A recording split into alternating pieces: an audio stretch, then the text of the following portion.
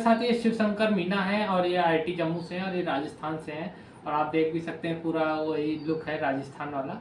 तो आप ये हम लोग को बताएंगे कि जैसे कि हम लोग को जो भी आईआईटी जेई का तैयारी रहता है तो उसमें हम लोग को किस तरीके से उसका तैयारी करना चाहिए और हम लोग किस तरीके से उसमें आगे बढ़ सकते हैं। और हम लोग को जैसे कि कभी कभी ये दिक्कत होती है या फिर जैसे हम लोग टेस्ट नहीं देते हैं आसानी। अबे यार रुक जाओ। हाँ हाँ बोलो ना, टेस्ट नहीं देते हैं। ठीक ठीक है ना, हम एडिट कर देंगे, काटना नहीं, ठीक है। तो जैसे कि हम लोग को थोड़ी दिक्कत होती है या फिर हम लोग जैसे कि आगे नहीं जर्नी को ले पाते हैं सही से और बीच में ही कुछ कुछ स्टूडेंट्स होते हैं वो जर्नी को रोक देते हैं कि जैसे कि उनको लगता है नहीं लास्ट में क्लियर हो पाएगा। तो वो लोग लास्ट तक जर्नी ले जा पाएँ तो किस तरीके का माइंडसेट होना चाहिए उनका, तो उसके बारे में थोड़ा बताएं।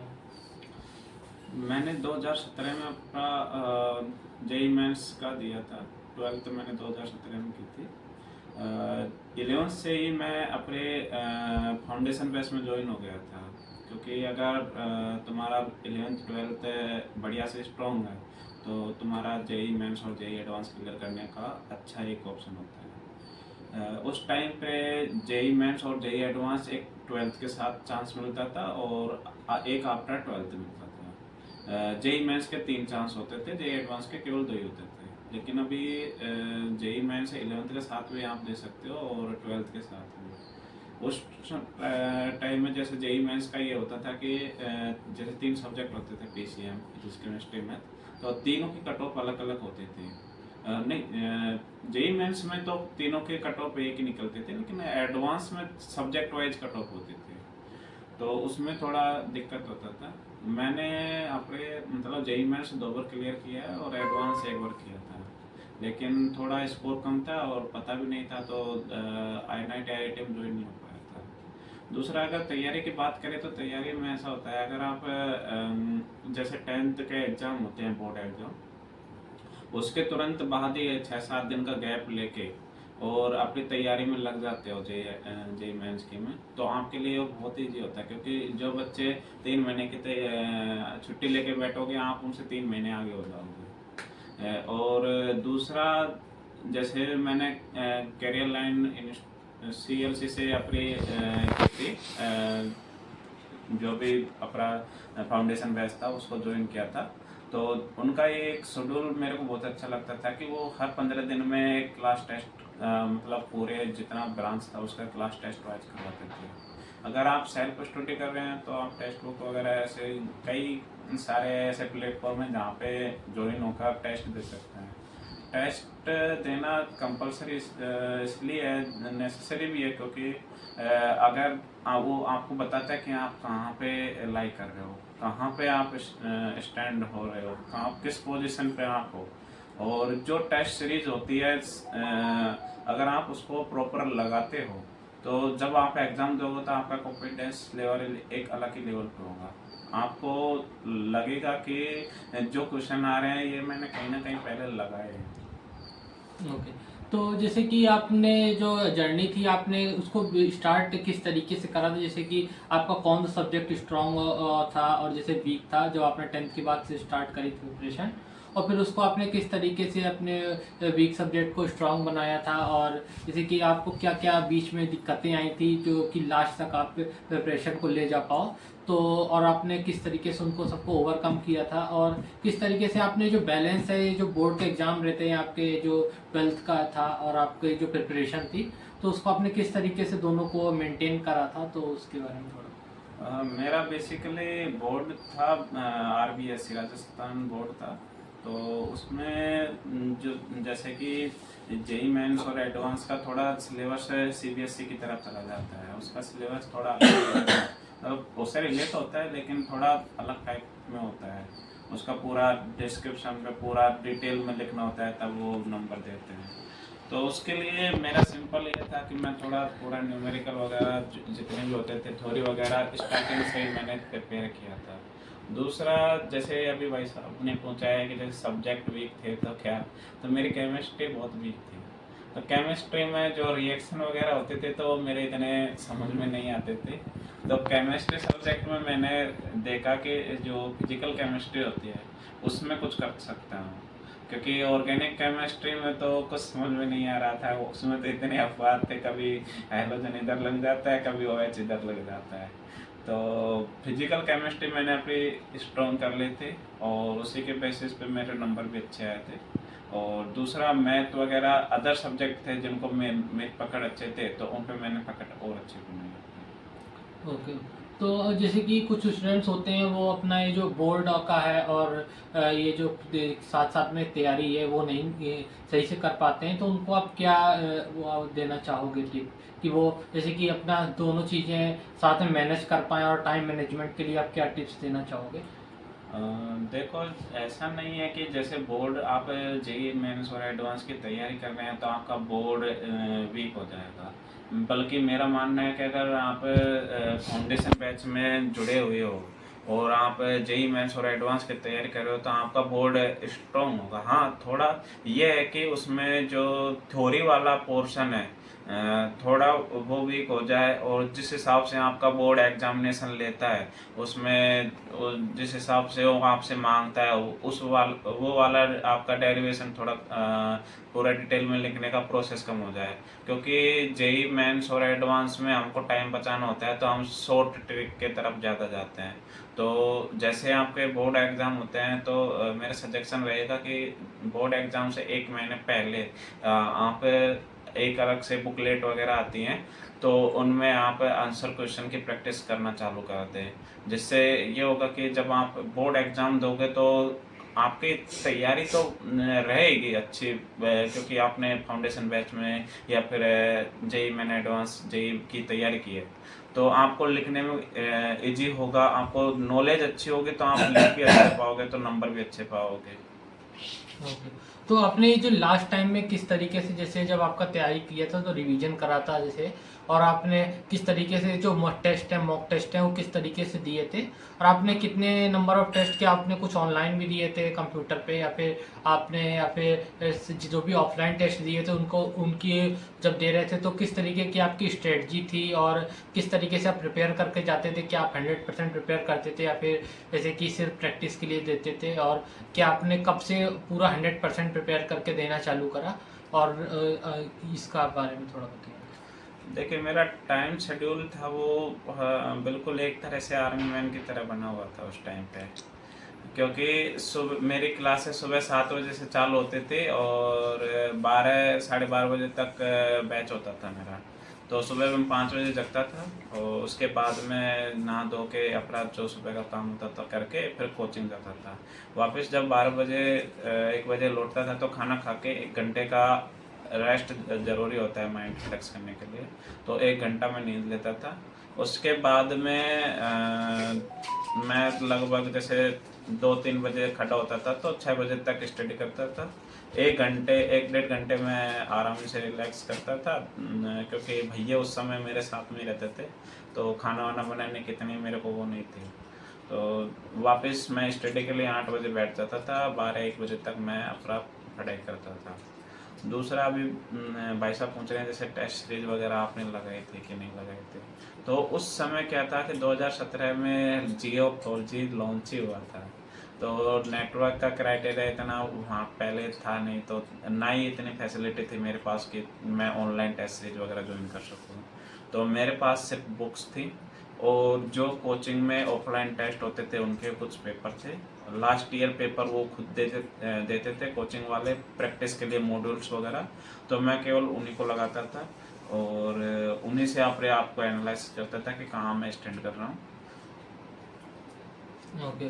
तो क्या आपने कोई ड्रॉप ईयर भी लिया था ये प्रिपरेशन में, और उसमें आपने किस तरीके से प्रिपरेशन करी थी, और आपका किस क्या स्ट्रेटजी था? मैंने 12th के बाद 1 साल ड्रॉप लिया था, क्योंकि वैसे 12th के साथ मेरा जेईई मेंस और एडवांस दोनों क्लियर हो गया था, लेकिन थोड़ी इंग्लिश की प्रॉब्लम होने की वजह से और थोड़ा नॉलेज कम होने की वजह से फॉर्म वगैरह नहीं भरा था प्रॉपर तरीके से, और लास्ट में जब कॉलेज मिले थे तो भी उसमें मैंने कुछ ज़्यादा बहुत ध्यान नहीं दिया। उसके बाद मैंने जब 12th के बाद ड्रॉप लिया तो वापस अपने फाउंडेशन बैच में अलग से होता है उसमें मैंने ज्वाइन किया था, तो नोट्स वगैरह मेरे पहले से प्रिपेयर थे, बस उनको थोड़ा अपडेट अलग से किया था, थोड़ा सा अपडेट किया था। शॉर्ट नोट्स मेरे पहले के तैयार थे, तो उन्हीं को मैं थोड़ा बढ़िया तरीके से पढ़ता था, और जहाँ पे मेरे को कमी लगती थी वहाँ पे मैं थोड़ा और अच्छी तरह से करने की कोशिश की। दूसरा ये था कि लास्ट में जब एग्ज़ाम टाइम था तो थोड़ा मेरे साथ कुछ सीन हो गया था, तो एडवांस तो क्लियर नहीं होता, लेकिन जेईई मेंस मेरा क्लियर हो गया था। तो जैसे कि जो भी स्टूडेंट्स ड्रॉप लेते हैं तो उनको किस तरीके से उनकी पढ़ने की क्या स्ट्रेटजी होनी चाहिए, और वो किस तरीके से आगे बढ़ सकते हैं, और किस तरीके से वो लोग जो पूरा कोर्स जल्दी कंप्लीट करके क्या वो जल्दी टेस्ट जो भी हो सकते हैं दे सकते हैं, या फिर किस तरीके से वो जल्दी अपना जो भी प्रिपरेशन है एकदम कंक्लूड करके आगे बढ़ा सकते हैं। तो आप क्या टिप्स देखो, कोर्स का ऐसा रहेगा सिलेबस का कि अगर तुम 12th पास आउट हो तो तुम्हारा सिलेबस तो पहले से कवर है। दूसरा, तुम्हारे ऊपर जो बोर्ड एग्जाम का प्रेशर होता है वो भी नहीं होता है, सिर्फ जेईई मेंस का होता है। तो जेईई मेंस और एडवांस का होता है, तो उसके लिए तुमको सिर्फ तैयारी, अपना पूरा फोकस एग्जाम पे देना होगा। टेस्ट सीरीज बढ़िया से ज्वाइन करनी होगी। अपने को सिर्फ अप ट्रिक पे फोकस करना होता है कि कैसे कम समय में ज़्यादा सोल्व कर सके क्वेश्चन, और जो लंबे टाइप के आंसर क्वेश्चन होते हैं उस पर आपको नहीं जाना है। सिर्फ जब एडवांस जेईई मेंस हो जाता है तो एडवांस का जब आपको आएगा, क्योंकि उसमें न्यूमेरिकल टाइप के क्वेश्चन आते हैं, तो वहाँ पे आपको जाकर एक दो 3 महीने का टाइम मिलता है, तो तब आपको न्यूमेरिकल टाइप के बड़े न्यूमेरिकल टाइप के क्वेश्चन सोल्व करने होते हैं। ओके, थैंक पे ये है कि जैसे ट्रांसपोर्टेशन की फैसिलिटी थोड़ी कम है जम्मू सिटी से आने के लिए, कटरा वाली बसों में जाना पड़ता है। दूसरा, एक्सप्लोर करने की बात ये है कि मैं यहाँ पे पूरे जितना भी आसपास का एरिया है सबको एक्सप्लोर मैंने कर लिया लगभग। कुछ एरिया है जहाँ पे मैं नहीं जा पाया हूँ, लेकिन आईआईटी जम्मू के बाहर के एरिया को भी पूरी तरह से एक्सप्लोर कर लिया है। जो बात कहते हैं कि कुछ बंदे डरते हैं आने से कि आईआईटी जम्मू कैसा होगा, मतलब आतंकवादी गतिविधि थोड़ी ज़्यादा होती है, तो ऐसा कुछ नहीं है। जब कटरा यहाँ से 40-45 किलोमीटर दूर है, तो वहाँ से अगर आप आगे जाते हैं तो थोड़ी प्रॉब्लम होती है, लेकिन यहाँ का माहौल अपने माहौल जैसा ही है, क्योंकि मैंने ये पूरा एक तरह से ग्राउंड लेवल पे जाके एक्सप्लोर किया है। दूसरा, यहाँ पे जैसे कल्चरल एक्टिविटी होती है तो उनमें भी मैं काफ़ी एक्टिवेट रहा हूँ। जितने भी अपने हिंदू समुदाय या फिर अदर रिलीजन होते हैं उनको बढ़िया से सेलिब्रेट करवाया है। वैसे क्लब वगैरह में मैं किसी में नहीं था, लेकिन फिर भी अपने उस पर ही मैंने सब कुछ ऑर्गेनाइज करवाया था, अपनी टीम एक अलग से टीम बनवा के। तो यहाँ पे वो टीम अब भी काम कर रही है, ऐसी बात नहीं है। अगर आप आते हो और आप उसमें पार्टिसिपेट करना चाहते हो तो आप ही कर सकते हो ये काम।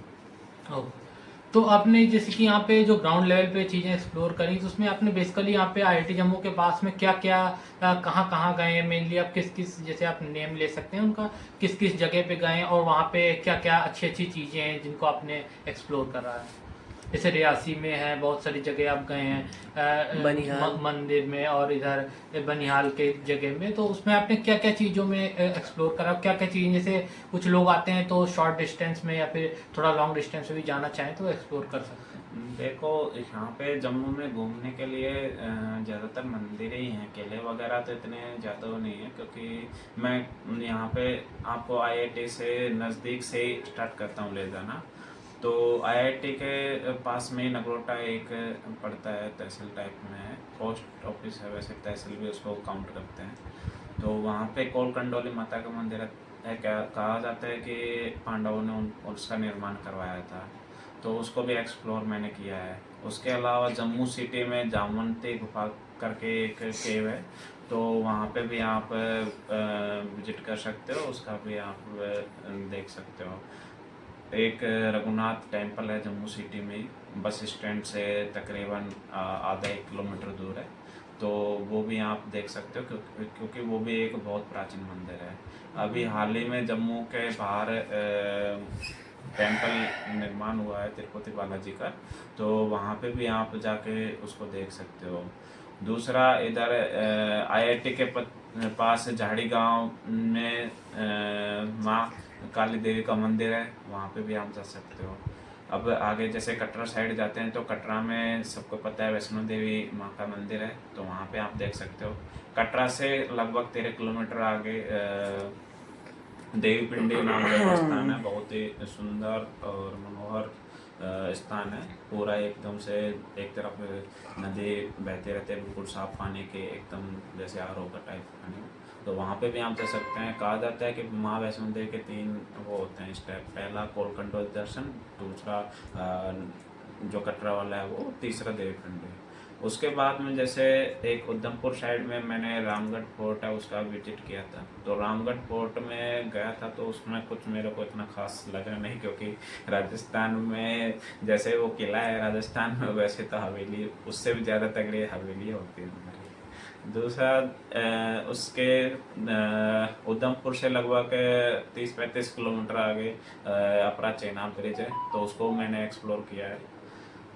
फिर इधर अगर आप जाते हो पटनीटॉप साइड तो जो चेन्नई नेशनल वो है सुरंग है, मैंने उसको टनल उसको भी विजिट किया है अपनी इस जर्नी में। आगे पटनीटॉप साइड में पूरा पटनीटॉप को देखा है, और क्या बोलते हैं जो सानसर मानसर सारे झील वगैरह देखी है। दूसरा यहाँ पे जम्मू सिटी में भी एक काली माता का मंदिर है, उसकी भी एक अलग हिस्ट्री है। तो उसको नाम वैसे उसका भाई वाली माता के नाम से उसको जानते हैं जम्मू सिटी में लोग, तो उसको भी आप एक्सप्लोर कर सकते हैं। दूसरा कश्मीर साइड में मेरा जाना हुआ तो वहाँ पे मैंने डल लेक देख लिया है, और जो वहाँ का चौराहा है उसको भी मैंने विजिट किया है। वहाँ पे भी सनातन, अगर आपका बजट कम है, आपको लगता है कि मेरा बजट कम है नहीं जा पाऊँगा, होटल वगैरह का खर्चा ज़्यादा होता है, तो जो लाल चौक है वहाँ पे आपका एक सनातनी धर्मशाला करके एक चलता है ट्रस्ट, तो वहाँ पे आपको लगभग 500 रुपये के करीब रूम अलॉट हो जाता है, तो वहाँ पे आप जाके आराम से विजिट कर सकते हो। तो जैसे कि आपने जो ग्राउंड लेवल पे जैसे कटरा साइड में जब आपने एक्सप्लोर करा है, तो उसमें आपने किस तरीके से एक्सप्लोर करा, क्योंकि यहाँ पे जो लोग बाहर से भी आते हैं वो भी इतना नहीं एक्सप्लोर कर पाते हैं, क्योंकि जैसे कि वो सिर्फ कटरा जाते हैं और थोड़ा शायद डरे भी रहते हैं, तो सिर्फ कटरा में वैष्णो देवी गए और वापस आ गए। तो उसमें आसपास में जैसे आपने बताया कि वो देवी पिंडी है और भी जगह हैं, और आपने रियासी में भी जैसे आप बहुत जगह त्यागी जी के साथ गाँव में भी शायद आपने विजिट करा है, तो जैसे वो त्यागी जी करते ही रहते हैं गांव में विजिट, तो आप वहाँ पे किस तरीके से जाया जा सकता है और कौन कौन सी प्लेसेस हैं और क्या सेफ ऑप्शन हो सकता है, किस तरीके का माइंडसेट लेके हम लोग जा सकते हैं, और क्या कैसे सेफली, जैसे किस साधन से हम लोग सेफली वहाँ पे जाके और टाइमली लौट भी सकते हैं, और कितना टाइम लगता है उन जगहों पे या ग्राउंड प्लेसेस पे जो ज़्यादा फेमस नहीं है, तो वहाँ पे जाके लौटने में। देखो मैं वैसे त्यागी जी हमारे पीएचडी के सर हैं, तो उनके साथ एक्सप्लोर मैंने किया है, क्योंकि अगर आप जूनियर यहाँ पे आ रहे हो नए एडमिशन, और अगर आप किसी अच्छे सीनियर के साथ बढ़िया बॉन्डिंग है तो वो आपको खुद ही एक्सप्लोर करवा देते हैं। दूसरा भाई साहब बोल रहे हैं कि सेफली का क्या सीन होता है, तो जैसे कटरा तक आप जाते हो तो वहाँ तक कटरा जम्मू से आगे कटरा तक का जो एरिया है वहाँ तक आप अगर विजिट करते हो तो उसमें आपको अनसेफ फील करने का कोई वो नहीं है, क्योंकि इतना ज़्यादा वो नहीं है। मैंने पूरा ग्राउंड लेवल पे बाइक से वो किया है। साथ में यहाँ के आईआईटी के जो स्टूडेंट है बीटेक के, जो फर्स्ट ईयर सेकंड ईयर वाले हैं, उनको भी एक्सप्लोर करवाया है। हम यहाँ से वैन वगैरह बुक करवा के ले जाते थे, पूरा खाना वाना बनवा के सब कुछ अलग से बाहर हमने सेटिंग कर रखे थे खाने वाने के लिए, तो पूरा एक्सप्लोर हमने बढ़िया तरह से किया है, उनको भी करवाया है साथ में। दूसरा जैसे अगर आप इंडिविजुअली यहाँ पे आ रहे हो तो उसके लिए यहाँ पे ट्रेवल एजेंसियों का नेटवर्क तो है, लेकिन आप थोड़ा अगर सही से बार्गेनिंग करके उनसे काम लोगे तो अच्छा रहेगा, क्योंकि थोड़ा इनका सीन अलग होता है, महंगा, कोई कितना बोलता है कोई कितना बोलता है। तो आप बढ़िया ट्रैवलिंग करके और आसानी से, जहाँ ज़्यादातर सारे प्लेसेस हैं कि रोड कनेक्टिविटी अच्छी है, तो सब पे आप विजिट कर सकते हो आराम से। और कौन सा जैसे कि मंथ आपका सही रहेगा आपके हिसाब से विजिट करने का, और कौन सा कौन सा समय भी सही रहता है यहाँ पे, और यहाँ पे वेदर भी अच्छा रहता है और जो भी व्यू है वो भी अच्छा रहेगा कौन से समय में? जैसे आपने देखा है पूरा 12 मंथ, तो आपको क्या सबसे बेस्ट लगा यहाँ पे एक्सप्लोर करने के लिए? जैसे यहाँ पे बरसात के टाइम पे व्यू तो अच्छे होते हैं, लेकिन रोड का नेटवर्क थोड़ा ख़राब हो जाता है। तो मेरा सजेशन रहेगा, या तो आप जैसे बारिश का टाइम थोड़ा ख़त्म होता है और सर्दियों का स्टार्ट होता है तब आएँ, ताकि जब पूरा आपको एक्सप्लोर करने का एक तरह से बढ़िया मौका मिलेगा। एक तरफ पूरा बादल टकराते हुए देखेंगे पहाड़ों से, और पूरा हरा भरा तो यहाँ मतलब 12 महीने रहता है, लेकिन उस टाइम पे थोड़ा अलग ही लुक होता है। बसंत ऋतु, दूसरा बसंत ऋतु में आप आओगे तो अच्छा रहेगा। या फिर अगर आपको जैसे देखना है, बर्फ़ टाइप का देखना है, तो उसके लिए आपको मैं जनवरी सजेक्ट करूँगा, क्योंकि जनवरी में मोस्ट ऑफली यहाँ पे बर्फ़ गिरी होती है कटरा से आगे। ओके। तो आपका ये आईआईटी जम्मू में आने का क्या जर्नी था, और आप ये किस तरीके से यहाँ पे आए, और आपने जैसे जेई भी दिया था उसके बाद आप यहाँ पे किस तरीके से आए, और क्या स्ट्रेटजी था आपका यहाँ पे आने का? देखो, मेरा सेकंड टाइम में जब मैंने ड्रॉप लिया था तो एडवांस मेरा क्लियर नहीं हुआ था, सिर्फ जेई मेंस हुआ था। उसके बेस पर मेरे को एनआईटी तो मिल रही थी, लेकिन उसमें मैकेनिकल ब्रांच मिल रही थी, और जो मेरा स्टेट गवर्नमेंट कॉलेज था उसमें मेरे को टीएफडब्ल्यूएस सीट पे सिविल ब्रांच मिल रही थी, तो मैंने वहाँ ज्वाइन कर लिया। लेकिन सपना था कि आईआईटी में जाना है। तो उसके बाद मेरे को गेट एग्ज़ाम के बारे में पता लगा कि गेट एग्ज़ाम होता है आफ्टर बीटेक एमटेक के लिए। तो उसमें आप एमटेक में किसी भी आईआईटी एनआईटी उसमें जा सकते हो।